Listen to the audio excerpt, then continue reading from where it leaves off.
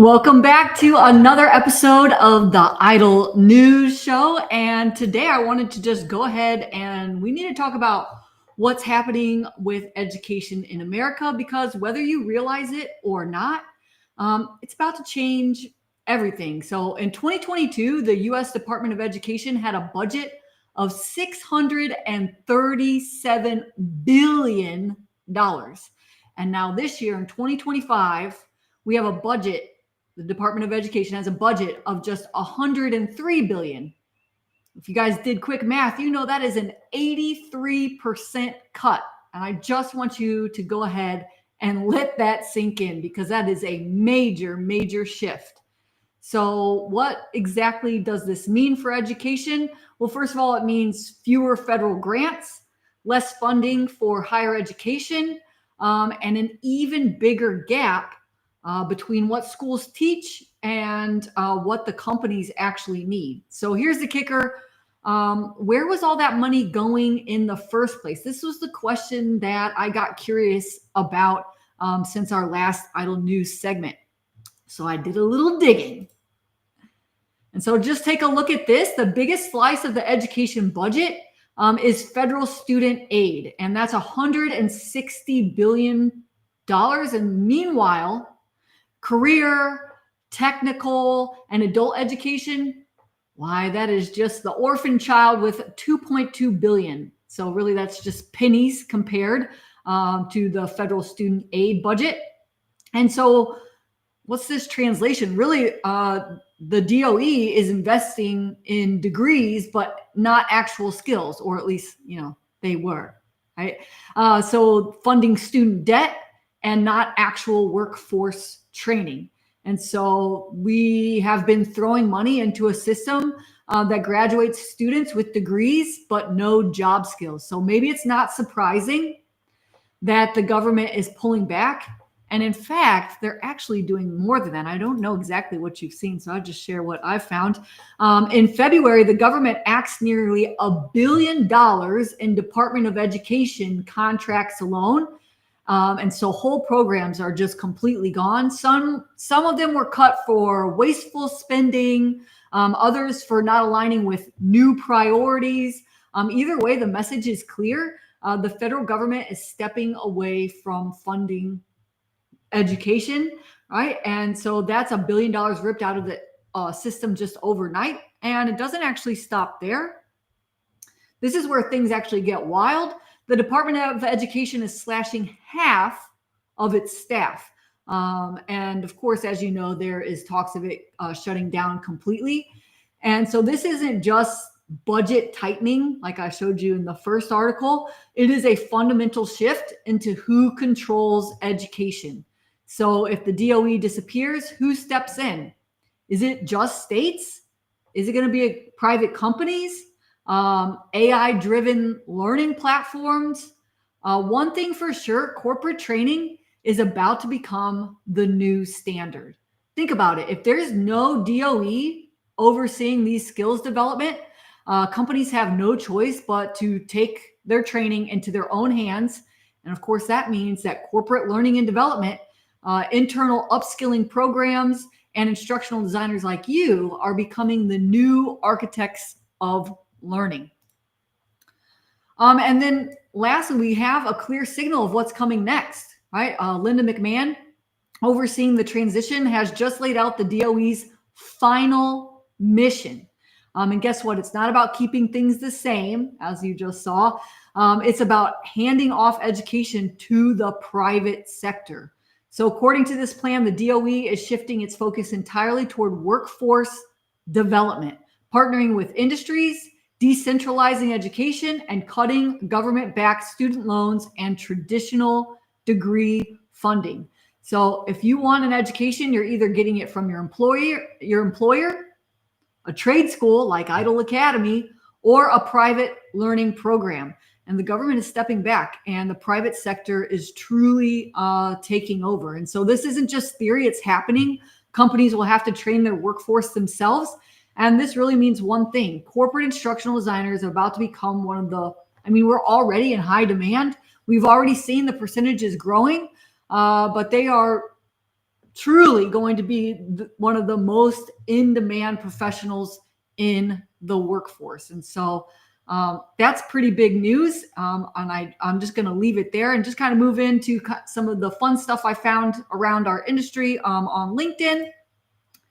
One of the interesting things I found here is Ross Stevenson. Now he likes to talk about AI and instructional design.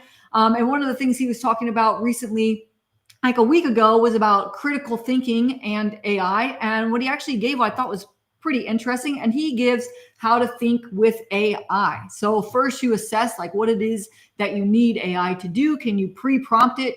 Can you show it examples of what it is that you are looking for the outputs to be?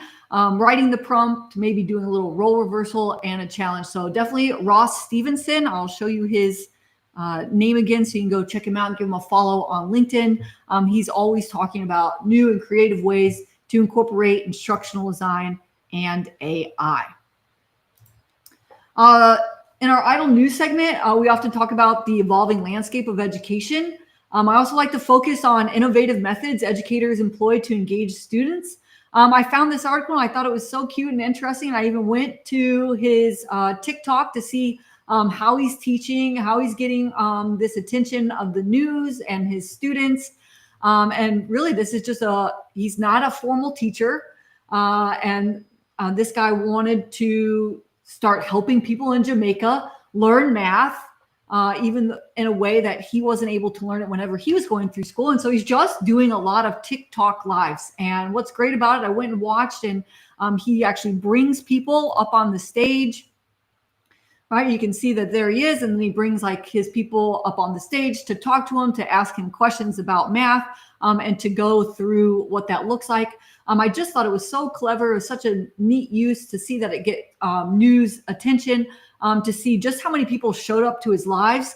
And of course, us as instructional designers, we're always looking for new ways to incorporate new technology, and especially social media and other platforms in our training and education.